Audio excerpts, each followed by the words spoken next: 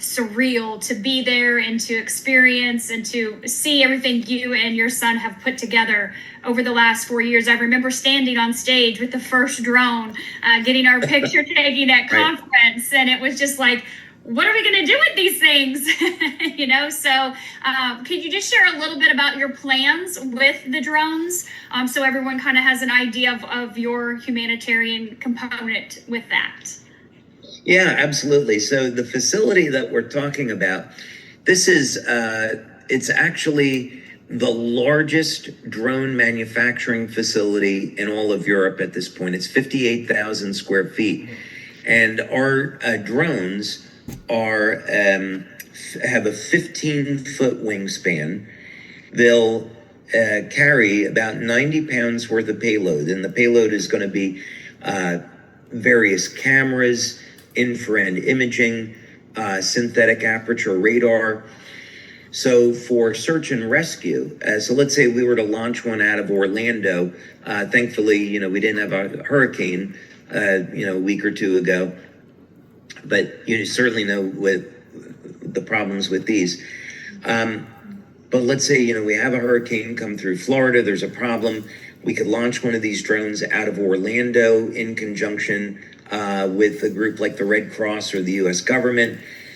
The synthetic aperture radar can look under buildings. And so if someone's been trapped, if a building's been flattened from a hurricane, they can detect if there's anybody under those buildings. The infrared imaging, of course, can spot people if it's at night, and the video is self-explanatory. But these drones will stay in the air more than 40 hours. And it does that with the exhaust being completely clean. Part of our demonstration was to show that in an engine of this size, the CO2 emissions on a regular engine are 78,000 parts per million, and ours were 1,200 parts per million, which was about the same as the ambient air. So that's a nice little trick we figured out how to pull off.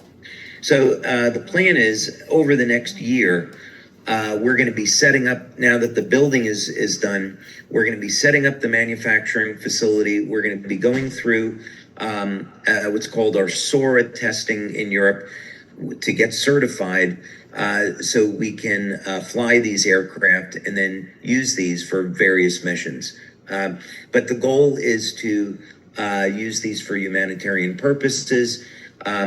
We've been speaking with a number of governments in Scandinavia that are interested in looking at this for things like monitoring oil pipelines, oil platforms, protecting the infrastructure of countries, in addition to search and rescue. So we're really excited what this is going to mean. And so this is going to say that in the future, there'll be drones with these huge drones with LifeWave on them that are going to help people in need and deliver our patches. So really excited about that.